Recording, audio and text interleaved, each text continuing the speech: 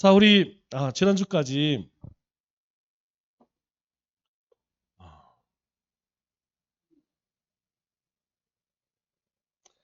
중생과 확신에 대해서 같이 말씀을 나눴는데 오늘부터 사과, 거룩한 삶에 대해서 거룩한 삶과 믿음의 성장에 대해서 말씀을 한번 나눠보겠습니다.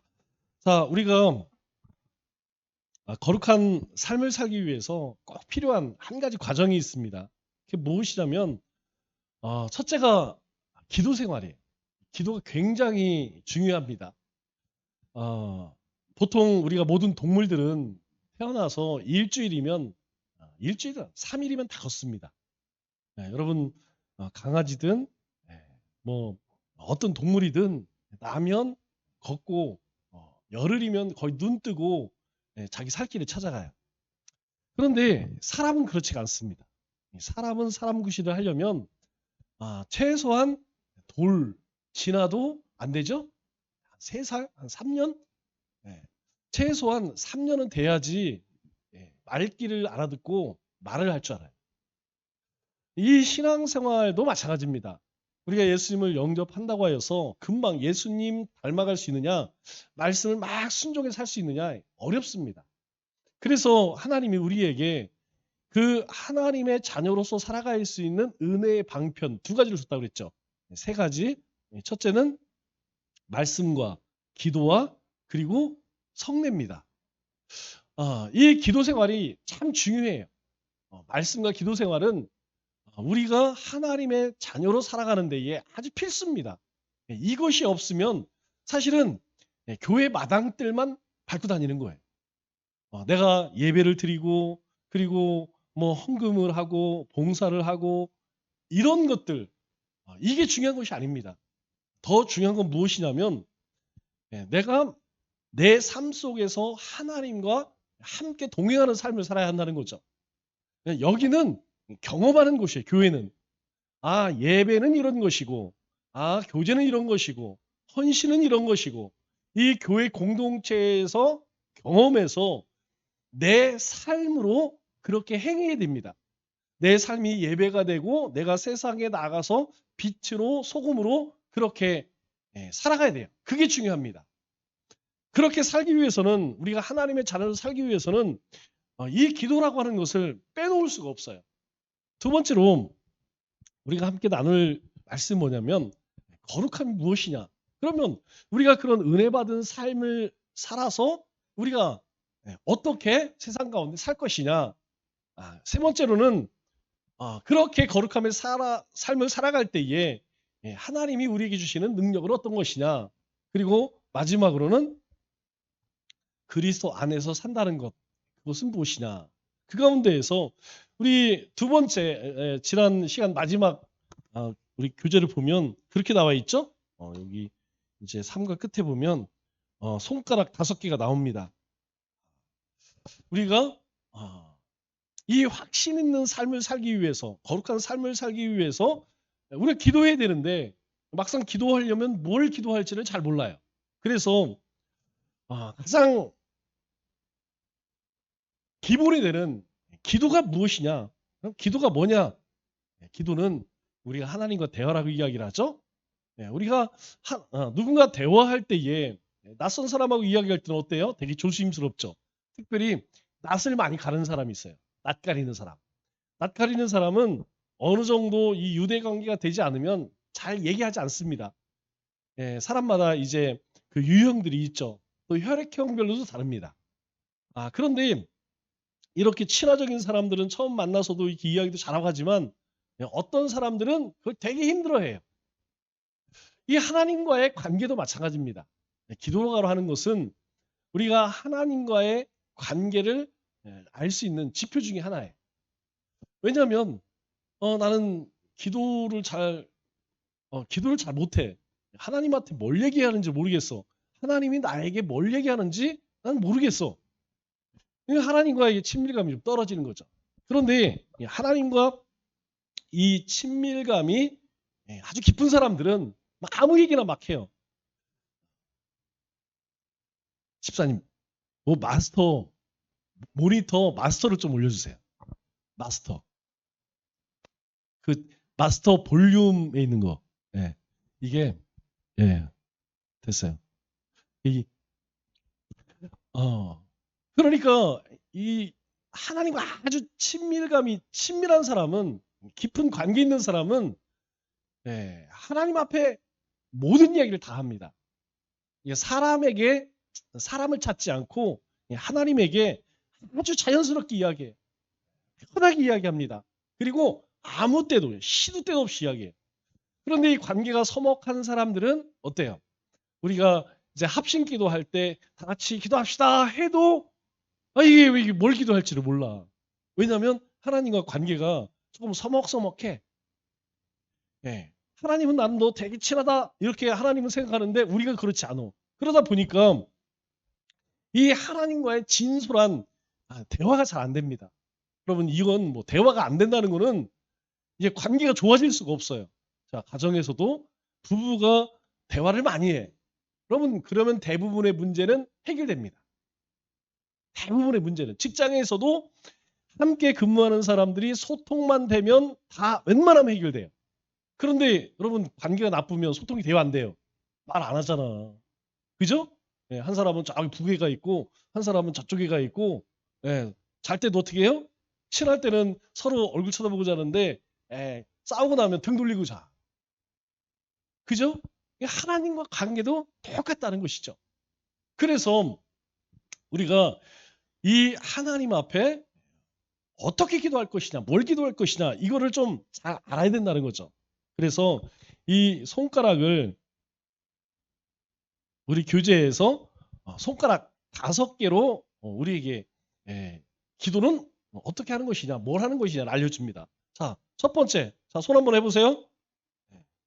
자, 엄지척, 엄지척, 엄지척. 첫째는 찬양, 하나님 찬양하는 겁니다. 우리가 기도하면 먼저 하나님 이거 해주세요가 아니고 첫 번째는 하나님을 찬양. 저는 그 찬양을 많이 해요. 좋으신 하나님 있죠? 좋으신 하나님, 좋으신 하나님. 이 찬양을 부르게 되면 하나님께서 이렇게 들으시고 막 위로해 주시는 느낌이 들어요. 여러분 찬양 뭐 아무 상관없습니다. 내가 좋아하는 찬양. 눈을 감고 하든 아니면 찬송가를 부르든 어떤 찬양은 상관없어요. 왜냐하면 여러분 그렇잖아요. 우리가 처음에 그냥 이거 자주 만나는 것도 아니고 간만에 만나서 어쩌다 만나갖고 갑자기 깊은 얘기 막 물어보면 얘기하기 힘들잖아요. 그죠? 하나님도 똑같은 거예요. 우리가 하나님 앞에 하나님 대화할 때에 먼저 우리의 마음이 하나님을 향해 확 열려지기 위해서는 찬양보다 좋은 게 없습니다. 찬양 많이 하세요. 찬양을 뭐 하나님을 향해 찬양을 하든 뭐 간증 있는 찬양을 하든 상관이 없습니다. 찬양을 쭉 부르게 되면 우리의 마음이 먼저 하나님 앞에 그래서 우리 말기 참매 하잖아요. 왜 찬송가를 먼저 하느냐? 여러분 찬양을 불러야지 우리 마음이 열려져요. 마음이 열려져야지 성경을 읽으면 아예 하나님이 목소리가 들려져. 여러분 우리도 가정에서 남편이나 아내에 대해서 마음이 열려지면 뭘 얘기해도 서운하지가 않아요. 그런데 마음이 닫혀 있어 봐. 뭔 얘기를 해도 소용이 없어요. 뭐 아무리 좋은 얘기를 하고 뭐 안 들려집니다. 상대방에 대해서 내 마음이 열려져야지 설사 서운한 얘기를 한다 할지라도 그게 들려져요. 그래서 찬양이 중요합니다. 찬양. 첫째는 처음에는 찬양을 하세요. 짧은 찬양이든 아니면 뭐 긴 찬양이든. 그래서 우리가 이제 하반기가 되면 아마 이제 목장별로 우리 찬양집을 하나씩 줄 거예요. 목장에서 부를 수 있는. 여러분이 갖고 다니면서 우리 찬송가처럼 가지고 다니면서 부를 수 있는 그런 찬송가를 줄 겁니다. 그러면 여러분들이 부르시면 돼요. 갖고 다니 게 중요한 게 아니고 불러야 돼. 그래서 그냥 느닷없이 찬양하는 것보다 이렇게 우리 서장로님 주중에 이렇게 교회 와서 기도를 많이 하시잖아요. 찬양하시고 기도하시나요? 찬양 제가 며칠 전에 얘기했나요? 교회 제가 항상 음악을 틀어놓고 이렇게 해놓는 게 있어요. 그런데 딱 왔는데 바뀌어졌어. 요 위치도 달라지고 음악도 소리가 달라지고. 그래서 누가 왔었나? 그래갖고 그냥 CCTV를 딱 돌려봤죠. 그랬더니 서장로님이 3시 52분에 여기로 들어와갖고 불을 켜고 가서 물을 드시고 오더니 여기 앉아갖고 손을 들고 찬양을 하는 기도하는 게 막 이러고 있더라고. 그래서 내가 손을 들고 막 이러게 해서 찬양을 이렇게 하시는구나. 기도하시기 전에 이렇게 찬양을 하는구나. 그렇게 생각을 했어요.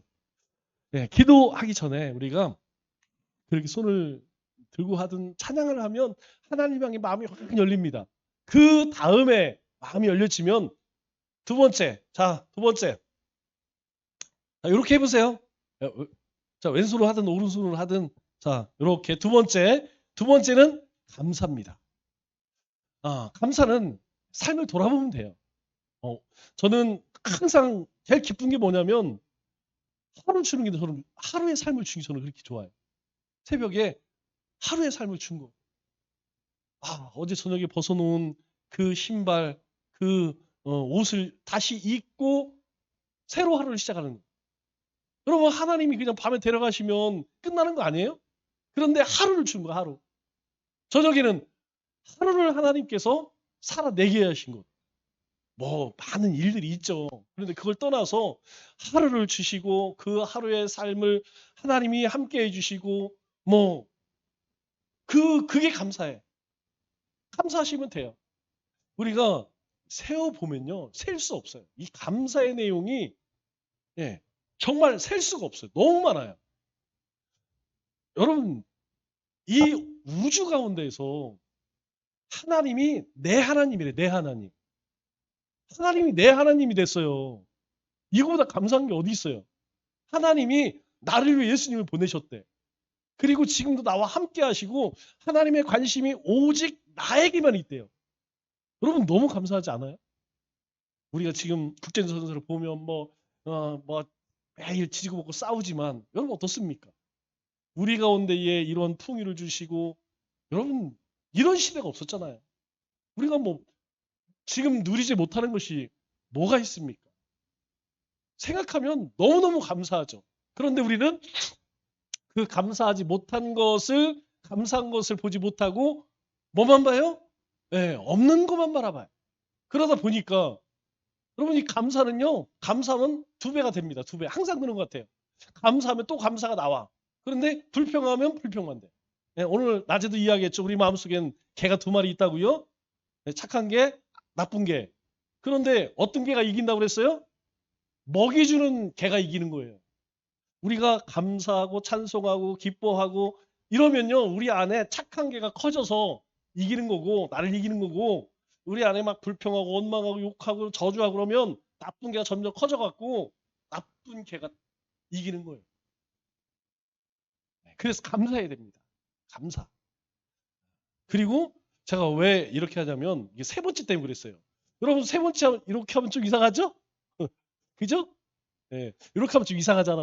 그래서 이렇게 하라고. 자, 세 번째는 회개입니다. 왜냐하면 감사를 하게 되면 반드시 그 감사 가운데 내가 못한 게 생각이 나요. 반드시 납니다. 하나님 앞에 감사하다 보면 내가 하나님 앞에 불평한 것들, 불순종했던 것들, 그리고 하나님이 하지 말라고 했던 것들, 하라고 했는데 안 한 것들, 이런 것들이 막 생각이 난다니까. 그래 기도해야 돼. 그래도 저희 집사님한테 한번 물어볼까요? 우리 신집사님 기도 먼저 기도하세요?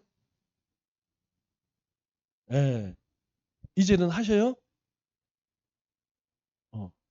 함집사님 기도하셔요?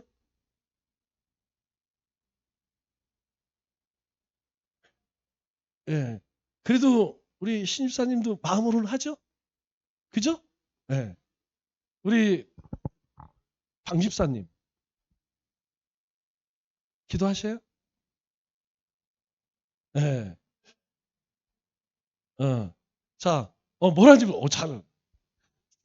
뭘 해야 될지 잘 모르는 분 꼭 기억하세요. 첫째는 찬양하고, 둘째는 감사하고, 두 번째는 회개하고. 회개해야 돼. 내가 여러분 주님 앞에 엎드리면 생각이 나요. 기도해야겠다 생각하지 마시고 하나님께 자꾸 맡겨야 돼. 맡겨야 돼. 우리의 마음을 이렇게 내어놓으면 하나님이 주장을 하십니다. 생각나게 하세요. 그래서 이걸 기억하라는 거예요. 이 손가락을 여러분들 하라고 하는 얘기가 뭐냐면 찬양하십시오. 감사하십시오. 그리고 회개하십시오. 그리고 이제 네 번째, 이 약지는 여기다 먹겨요? 반지 끼는 손이잖아요. 이 반지 끼는 손, 우리 지난주에 기도에 대해서 여러분들에게 설교했는데 그 중에 하나가 마지막 3대지가 뭐였어요? 중보기도 얘기잖아요. 중보기도. 다른 사람을 위한 기도.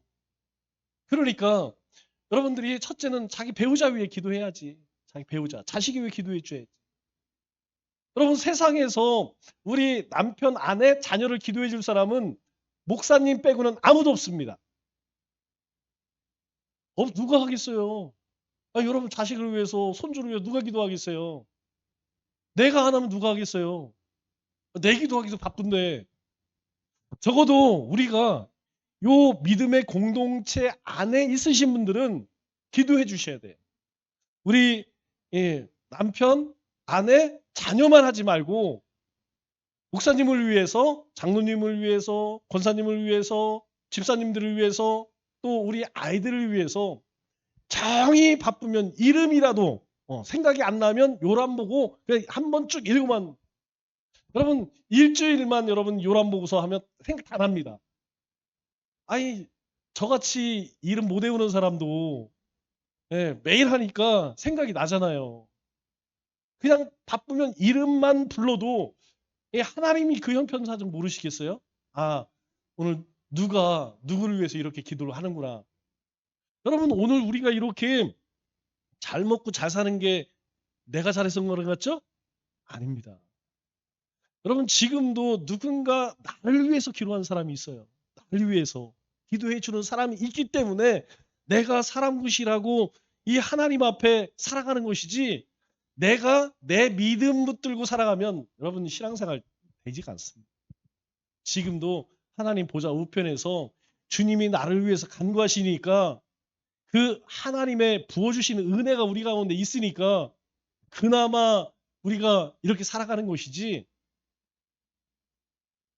저는 지금도 기억이 나는 게 여러분들에게도 몇 번 말씀드렸지만 이 할머니가 매일 뒷말레라고 했는데 그럼 뒷말레라고 알아요? 충청도 사투리인데 뒷마루 예전에는 집에 앞에 마루가 있고 뒤에도 마루가 있었어요. 거기에 앉으셔서 꼭 새벽이 되면 천주교 다니셨는데 묵주라는 게 있습니다. 천주기도 묵주를 가지고 이제 우리 세례명이 있으니까 세례명을 불러가면서 기도하던 생각이 지금도 나요. 내가 우리 어머니가 기도하는 거 내가 못 들어봤어. 근데 할머니가 그런 기도하는 제가 이제 초등학교, 중학교, 고등학교 때 항상 큰 집에 계셨는데 시골에 오시면 항시 거기 앉아서 누구를 위해서 막 이렇게 기도하시는 소리를 그래서 제가 지금도 그 생각이 나요. 아 이렇게 할머니가 얼마나 많이 기도를 했겠어요. 손주를 위해서 많이 기도해 줬겠어요. 여러분 우리도 마찬가지입니다. 그래서 하나님을 찬송하고 감사하고 회개했다면 여러분 내 거만 기도할 게 아니라 우리 주변 사람들, 내 주변 사람들, 우리의 자녀들, 우리 이 공동체 지처들을 위해서 어려움 겪는, 아픔이 있는, 또 어떤 진로를 가지고 있는 미래에 대해서 고민하는 이런 우리 아이들을 위해서 여러분 기도해 주셔야 돼요. 그리고 마지막 새끼손가락은 간구입니다.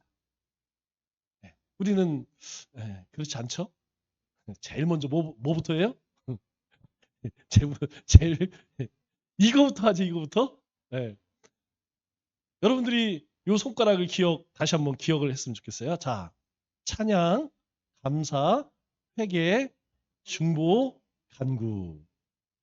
이거 내일 되면 또 잊어버릴 것 같아. 자, 뭘 기도할지 모르겠다. 우선 찬양하십시오. 생각나는 찬양, 예수님 찬양하든지 뭐라든지 상관이 없어요. 아니면 이렇게 프린트 하나 해달라고 그래서 갖고 다니세요. 저도 잘 잊어버려서 저는 성경책에다 별의별 걸 다 넣고 다녀요. 왜냐하면 자꾸 잊어버리니까.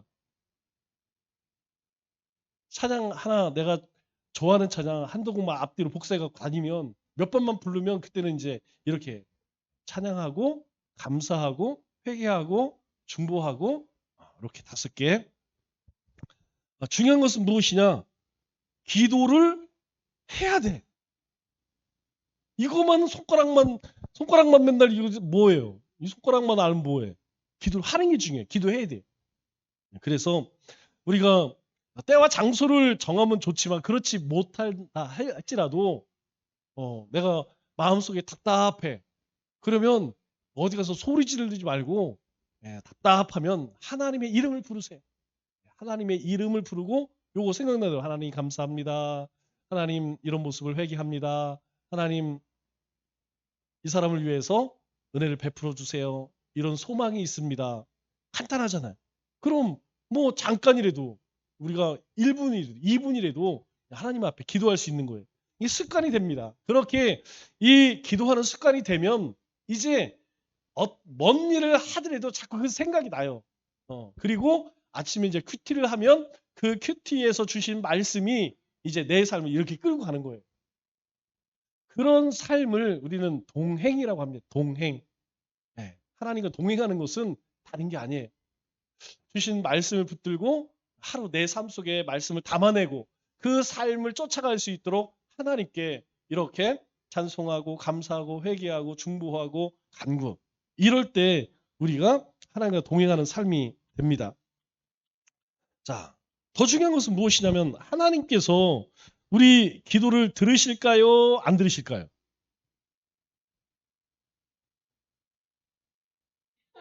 들을 때도 있고 안 들을 때도 있고.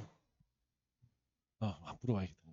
뭘 안 들어주시는 것 같아요? 하나님이 응답 안 하시는 게 뭔가 같아요? 응답하실 때는 많고 안 들어주시는 거 한 가지만 얘기해 보시죠. 변화.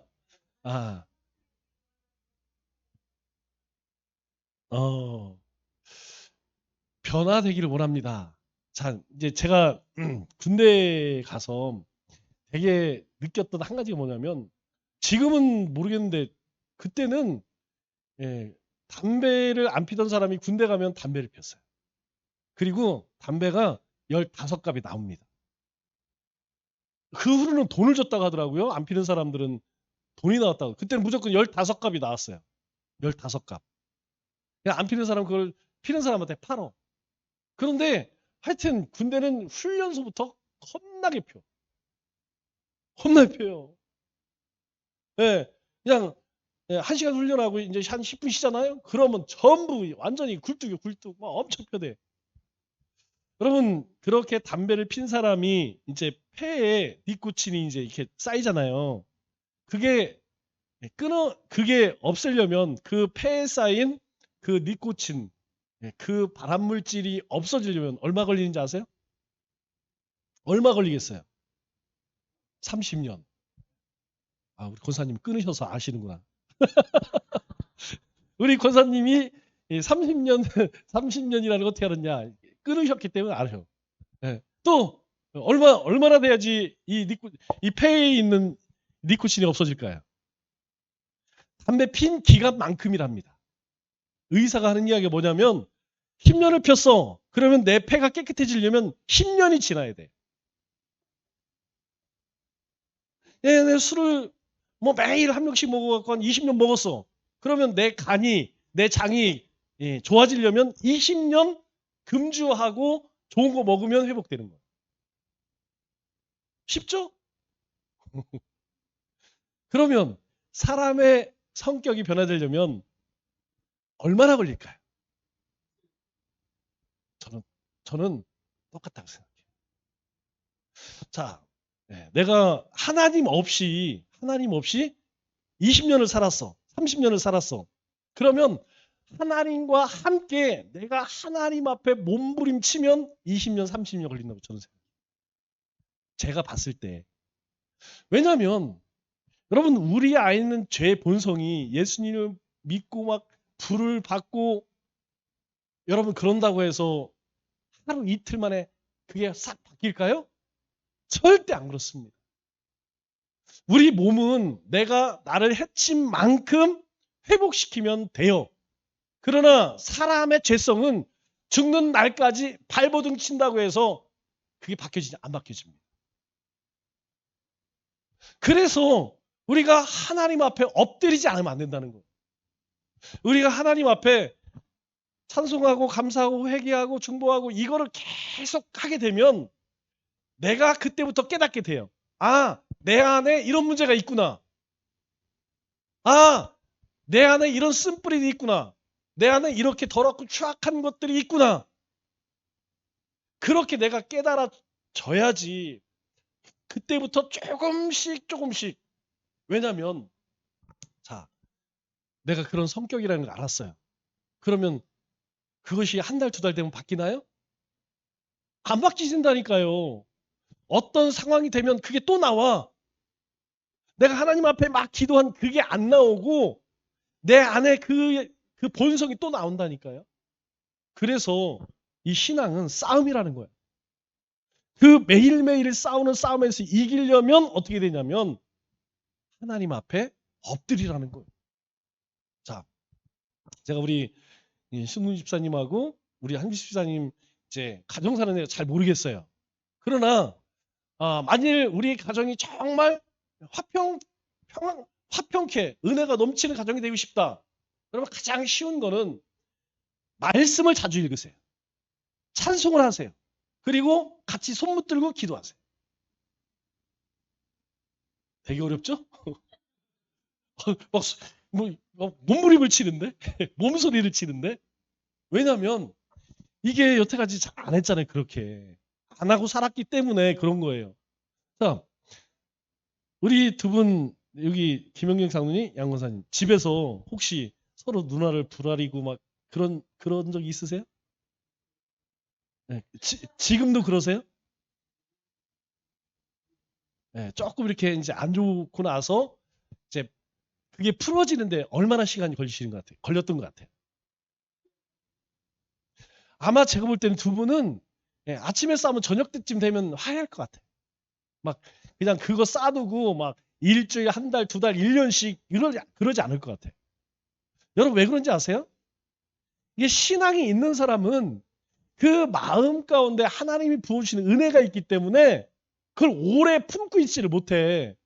그리고 그렇지 똑같지. 예. 그러니까 두 분이 우리가 행복한 가정을 만들자. 여러분 백날 거기 손 붙들고 해봐야 소용없어요. 뭐 하냐면 둘이 앉아서 하루에 한 번이라도 같이 찬송 한번 부르보세요. 찬송. 두 분이 좋아하는 찬송 어떤 것도 상관없습니다. 아침에 부르든 점심에 부르든 저녁에 부르든 같이 꼭 같이 찬송 지금까지 지내온 곳 한 곡이라도 두 분이 같이 부르세요.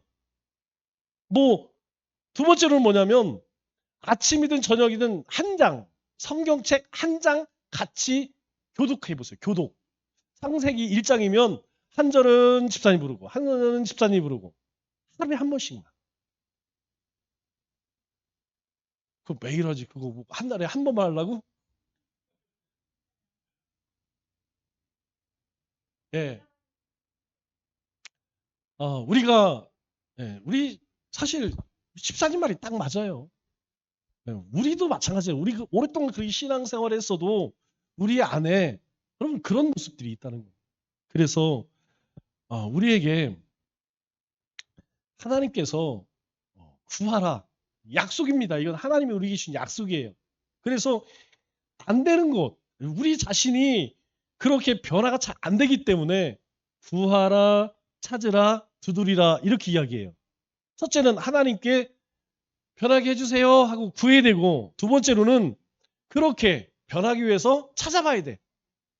어떻게 해야지 내가 저 사람한테 잘할까? 저 사람은 나한테 잘할까? 이게 서로 찾아봐야 돼. 그리고 세 번째로는 실천을 해야 돼. 저도 해마다 1월 1일 날 결심하는 게 있어요. 집에서 나올 때 박여사한테 한마디 하고자. 아니면 나올 때 허기를 하고 나오자. 그런데 얼굴 보면 안 돼. 그게 지금 33년째예요. 그러나 마음은 그렇습니다. 제 마음은 여러분 TV에서 보면 얼마나 멋있어요. 집에 딱 나올 때. 탁 해주고. 그죠? 근데 얼굴 보면 얼굴 빨리 가고 싶어. 예, 전에는 나가면 몇 시에 와요? 이제 이렇게 물어봐요. 와서 저녁 드실 거예요? 그거 뭐예요? 집에 와서 밥 먹으라는 얘기죠. 요즘에는 어떤지 아세요? 밥 먹고 올 거지? 무슨 의미일까요, 장로님? 예, 예전에는 집에서 밥 먹을 거지? 막 그래서 8시 늦게 왔죠. 막 10시 이때 와도 음식 항상 저녁을 준비해 놨어요. 먹었어도 집에 와서 먹었어요. 근데 요즘은 아침에 나갈 때 묻습니다. 저녁 먹고 올 거지? 그 소리를 들을 때마다 항상 고민되는 게 먹고 오는 건지 집에 가서 먹어야 되는지. 장로님 무슨 의미일까요?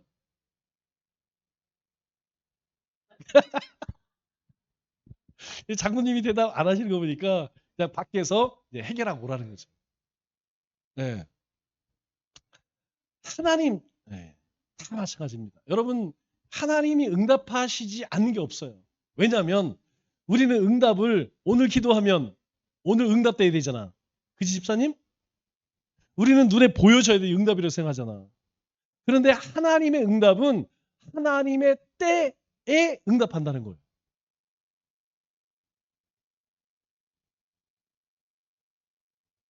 글쎄 내가 하나님한테 물어볼게요. 하나님 왜 우리 신집사님이 기도하는 걸 이렇게 응답을 안 해주실까요? 저는 그래요. 제가 기도해서 응답되지 않은 게 없습니다. 그런데 이 응답을 우리가 생각해봐야 응답을 우리가 어떻게 생각해야 되냐면 내 뜻대로 되는 것만이 응답이 아니에요. 집사님 무슨 말인지 아시죠? 내 뜻대로 안 되는 것도 하나 응답이에요.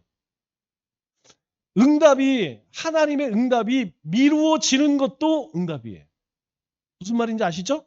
그냥 하나님 이거 해주세요 해서 그것만 이루어지는 게 응답이 아니고 응답되지 않는 것도 응답일 수 있다는 거예요. 제가 그래서 할 얘기 있잖아요. 어린아이들에게 할 얘기 있잖아요. 여러분 어린아이들이 이제 막 한 3살, 4살 된 애들이 할머니 생신 제가 맛있는 음식을 해줄게요. 엄마 칼 주세요. 그러면 3살 아이에게 칼 주겠어요? 그래. 네가 할머니를 위해서 한번 요리를 해봐라. 내가 너를 위해서 잘 되는 칼을 주겠다. 여러분 그럴 사람 하나도 없습니다. 마음은 알아요. 그런데 할머니를 위해서 요리하겠다고 식칼을 달라고 하면 누구도 줄 사람 없다는 거예요. 왜? 그 칼을 가지고 그 아이가 다칠 것을 알기 때문에 안 줘요. 그죠?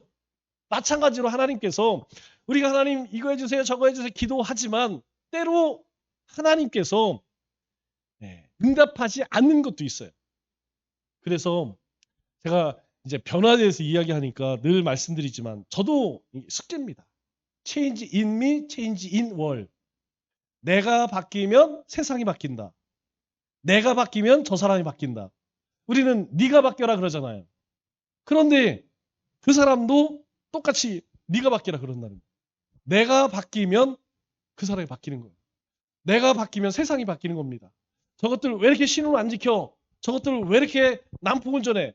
내가 신호 잘 지키고 내가 난폭운전 안 하면 되는 거예요. 자,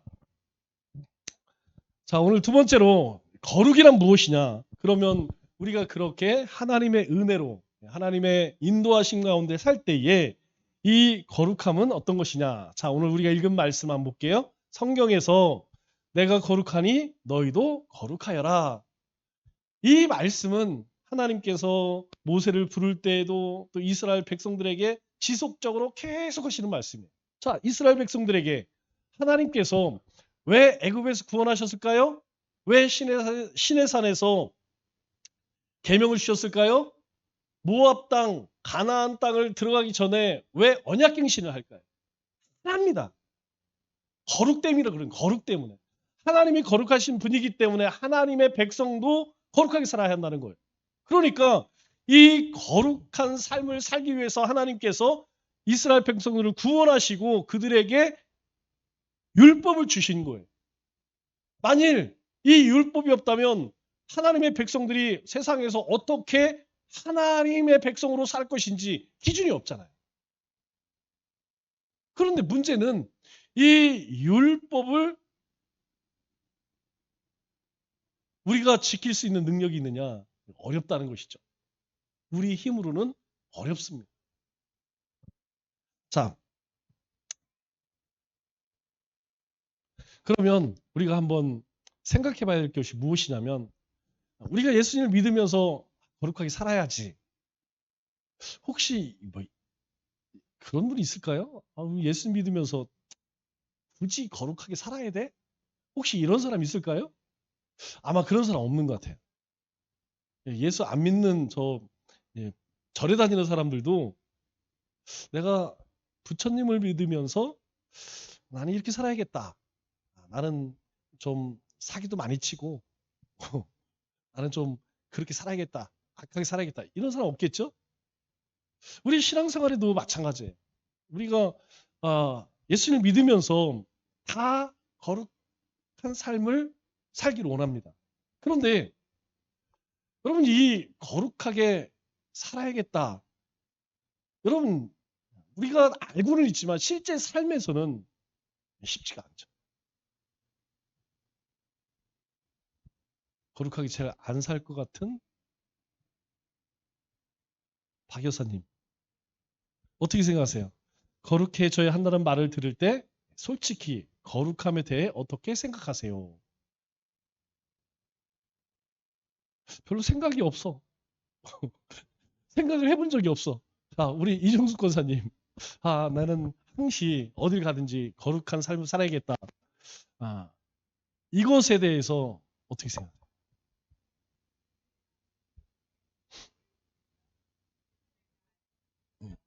할 수 있을 만큼.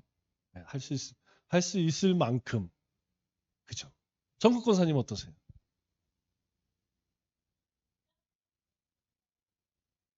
겁나게 부담스럽다. 음,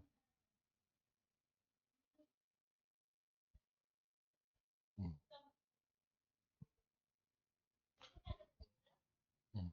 새신랑, 방식 새신랑. 어떻게 이렇게 직장 생활 하면서 세상에서 살면서 거룩함에 대해서 어떻게 생각하세요?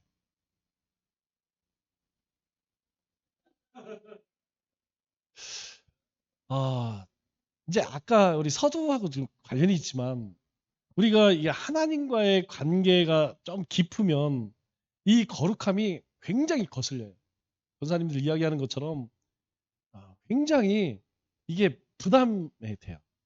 그런데 이 하나님과의 어떤 이 관계성이 이제 깊지 않은 사람은 솔직히 생각 안 하잖아. 그죠? 우리 재경 어떻게 생각하세요? 우리 재경이는 내가 오늘 학교 가면서 내가 오늘 학교에서 여학생들 앞에서 예비역으로서 거룩하게 살아야겠다. 혹시 그런 생각 해본 적 있어요? 에이, 없지. 아니, 저도 그랬으니까요. 저도, 사실, 거룩함, 이렇게 이야기하면 굉장히 이게, 나도 그렇게 살아야겠다. 이게 그렇게 생각을 하지만, 사실 우리가 그렇게 살기는 쉽지 않다. 부담스럽다. 거의 대부분은 그렇게 생각할 겁니다. 대부분은 이 거룩함에 대해 이야기를 하면 은매 기죽어. 기죽어요. 그죠? 우리가 예배 드리기 전에 참회 기도할 때 여러분 어떻습니까? 저는 예전에 제가 이제까지 드린 예배에서는 참회 기도가 없었어요. 예전에는 뭐 이렇게 우리 뭐 읽고 했잖아요. 근데 제가 이 참회 기도를 넣은 이유가 뭐냐면 예배 순서에 가장 먼저 넣은 이유가 뭐냐면 아니 너무 뻔뻔한 것 같아. 내가 너무 뻔뻔한 것 같아. 한 주일 동안 하나님 앞 그냥 내 맘대로 막 살고 주일날 하나님 앞에 막 진짜 거룩하게 예배 드리는 척 하려니까 막 양심이 너무 찔려. 그래서 예배 첫 순서로 참회 기도를 넣은 거예요. 그래도 우리가 그 참회 기도를 통해서 우리 하나님 앞에 한 주간의 삶을 이렇게 떠올리면서 고백할 수 있는 것. 여러분 그럴 때 그 예수님의 보혈을 의지해서 하나님 앞으로 나아가는 그런 은혜가 임하잖아요. 어, 대부분은 다 거룩하고 싶죠. 그러나 실상은 그렇게 살기가 결코 어렵다는 겁니다. 왜냐하면 이 거룩함에 대한 이미지가 우리는 누구를 통해서 거룩함을 생각해요? 예수님 거룩함을 생각하잖아요. 우리가 그리스도인들 대부분의 거룩함은 유교적 또는 예수님의 그 모습을 생각하면서 그러니까 이제 여기 나오는 것처럼 표정이 별로 없어. 우리 장로님들은 우리 장로님들은 되게 표현도 잘하시고 뭐 그런데요 옛날 장로님들은 안 그랬던 것 같아요. 옛날 장로님들은 진짜 그놈 그 자체야. 말도 잘 안 하고 웃지도 잘 안 하고 농담하는 건 한 번도 못 들어봤습니다. 그 교만이 그렇죠. 네, 그럴 수도 있죠. 우리가 생각하는 그런 거룩함의 이미지는 그런 거예요. 항상 경직돼 있고 심각하고 좀 가까이 하기 어렵고 그러다 보니까 그렇게 사는 사람도 힘들겠지. 왜냐하면 실제에서는 그러느냐? 실제에서는 안 그렇습니다. 실제 교회 밖에서는 참 자유롭게 사시는 분들이 이제 교회에 오면 어떻게든지 거룩함의 모습을 그런 식으로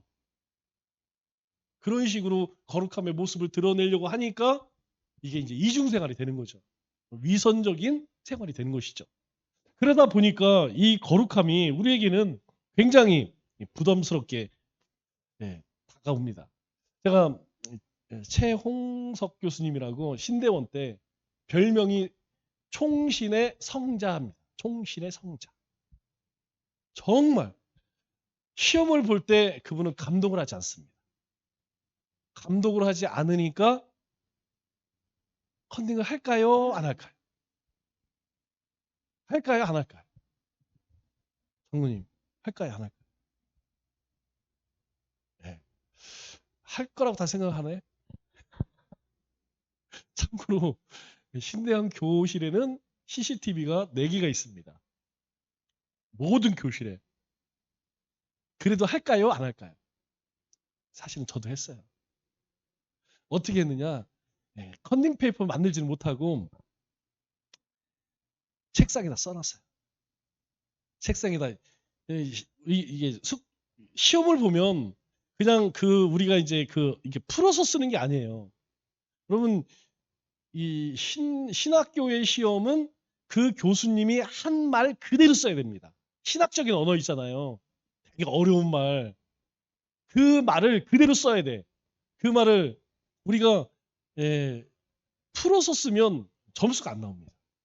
그런데 그 말들이 되게 어렵잖아요. 신학적 용어들이 어렵잖아요. 그러니까 그런 거 몇 개 솔직히 써놨어요. 그런데 또 볼펜으로 쓰면 들통나잖아. 연필로 쓰고 시험 끝나면 지우고. 그 시간. 이 총신의 성자라고 하는 교수님. 그런데 이 교수님이 정말 딱 여기에 나오는 그런 분이에요. 항상. 제가 한 번도 3년 동안 웃는 거 한 번 못 봤어요. 뭐 농담하는 거 한 번 못 봤어요. 항상 진지. 그래서 학생들이 성자라는 이름을 붙여줄 만큼 거룩하게 보여요. 그런데 그 모습을 성도들이 보면 어떨까요?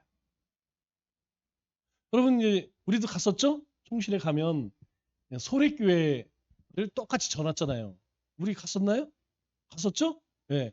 그 소래교회가 최초의 교회니까 그 교회를 똑같이 전왔어요. 거기에 이제 탐방을 우리처럼 많이 옵니다. 예전에 많이 왔어요. 그래서 학생들이 수업하는 것도 이렇게 이제 보고 그리고 뭐 이렇게 수업하는 것도 보고 그랬는데 이 일반 성도들이 그 분을 보면 그 교수님을 보면 드는 생각이 있대요. 저 교수님은 예수님을 믿는 분인가 이런 생각이 든대요. 분명 존경받을 인격이 정말 고매합니다. 이 대화를 나누면 이 대화 속도가 너무 느려.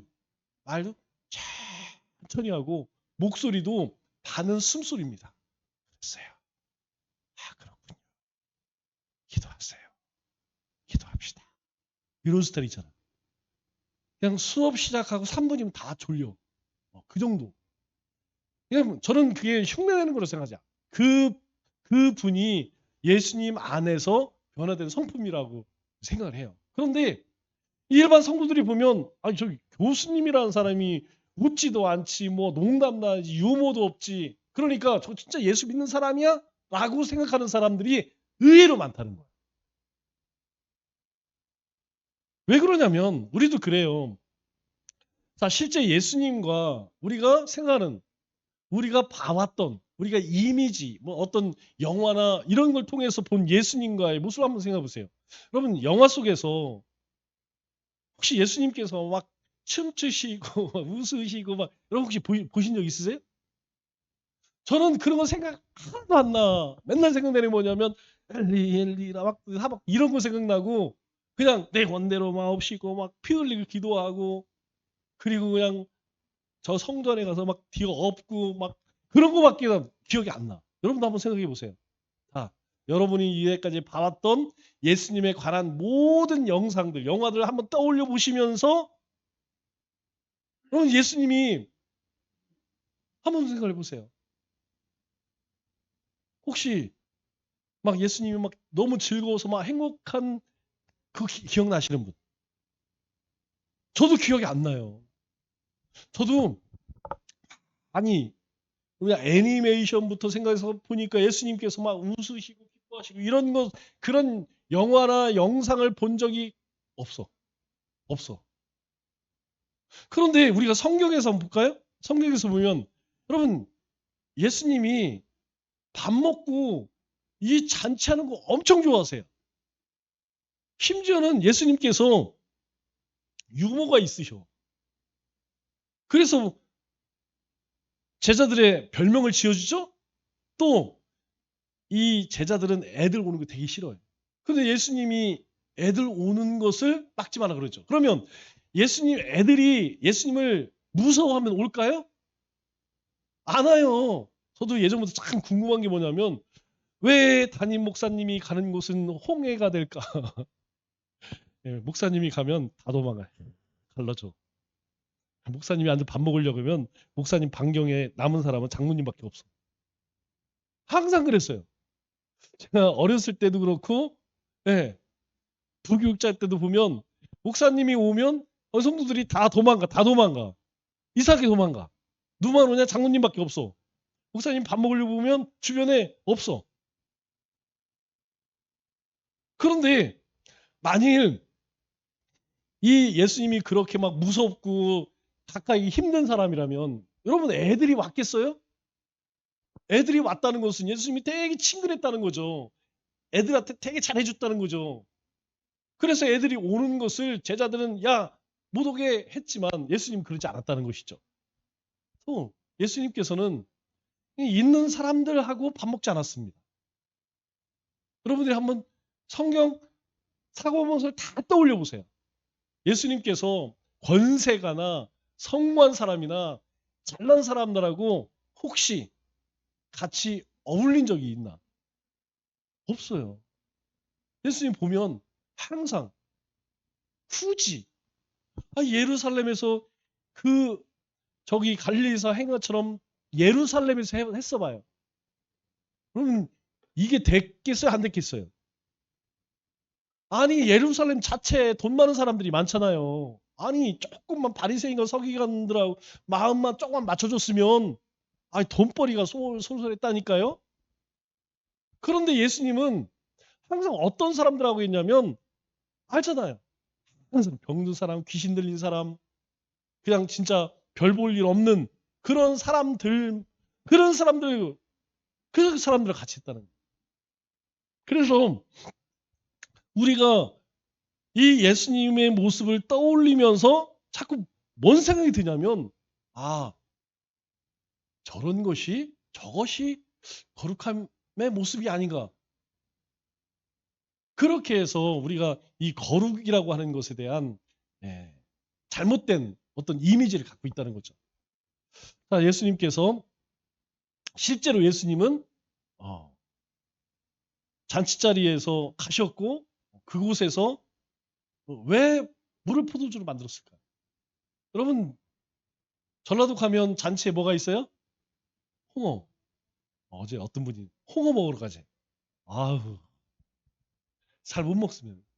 냄새 나는 그런 걸 잘 못 먹어요. 그런데 전라도에 가서 잔치에 이 홍해가 없으면 잔치가 아니래요. 아니 그분들은 얘기하는 없으면 안 돼. 무조건 있어요. 이 유대인도 마찬가지입니다. 이스라엘도 이게 포도주가 없다는 거는 이거 잔치가 될 수가 없는 거야. 떨어졌어. 분위기가 그냥 잘못한 분위기, 잔치 분위기가 완전히 그냥 그래서 예수님께서 어떻게 해요? 그 잔치 분위기를 살리기 위해서 예수님께서 그렇게 해주시는 거예요. 베드로 향해서 뭐라고 이야기합니까? 베드로는 원래 이름이 아니죠? 시몬입니다. 시몬. 그런데 이름을 바꿔주죠. 야, 별명을 불러주는 거예요. 이게 사람이 이름 불러주는 것도 참 좋은데 별명을 불러주면 제가 최종철 목사님 가끔 얘기하죠. 그 목사님은 항상 저를 신학교 때부터 지금까지 만나면 목사님이라고 불러본 적이 없어요. 항상 어떻게 부르냐? 능력의 종. 이렇게. 능력도 없는데 맨날 나만 보면 능력의 종. 아, 제천이 뒤집어지고 있지? 능력의 종. 청주가 뒤집어지고 있지? 항상 그렇게 얘기해줘. 그래서 저도 내가 능력이 있는 것처럼 막 착각이 들어. 그렇게 불러주는 되게 고마워요. 예수님께서 이 베드로에게 베드로라고 하는 별명을 붙여주신 것, 또 이 요한의 형제는 뭐라고 불러요? 보아네거라 그러죠? 보아너게. 보아너게 뭐예요? 이 성격이 불같아. 제가 예전에 중학교 때 운동할 때는 감독님이 저를 뭐라 했냐면 도시깨끼라고 불렀어요. 도시깨끼. 제 별명이 원래 도시깨끼입니다. 여러분 도시깨끼 뭔지 아는 사람? 네. 일본 놈들이 전쟁에 나가 싸울 때 대장이 도시깨끼 하면 어떻게 해요? 총 들고 막 달려가. 도시깨끼가 뭔 뜻이냐면 돌격이라는 뜻입니다. 돌격. 네. 그러면 왜 감독이 나한테 돌격이라고 했겠어요? 네. 운동을 할 때 그렇게 하는 거예요. 돌격하는 것처럼 그냥 미친 듯이 합니다. 그래서 제가 요스탑이었어요. 포지션이 유격수, 투수, 타격은 1번 타자였습니다. 이게 야구를 좀 아시는 분들은 알 거예요. 여러분 내야 가운데에서 외야는 빼고 내야 가운데에서 어깨가 제일 좋은 사람 그리고 이 수비 반경이 제일 넓은 데가 유격수입니다. 여러분 유격수가 3루수보다 더 멀어요. 그래서 이 어깨가 좋아야 돼요. 그냥 서서도 딱 던지면 볼이 쫙 가야 돼. 1루까지.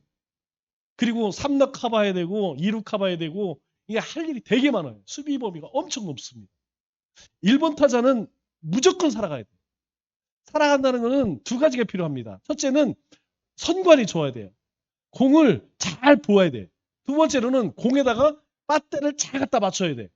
3, 4번은 괜찮아요. 그냥 세게 쳐서 넘기는 이 사람들은 그게 1번은 무조건 살아가야 돼요. 포볼로 살아가든 데드볼로 살아가든 아니면 뭐 하여튼 뭐라든지 살아나가는 게 1번 타자예요. 그래서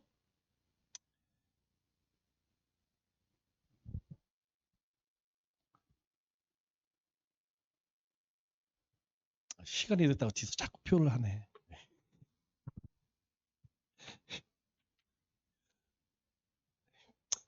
기도하고 마치겠습니다. 또 끝나고 나서 저녁 먹고 올 거지 이 말이 겁나 갖고 기도하고 마치겠습니다. 하나님 아버지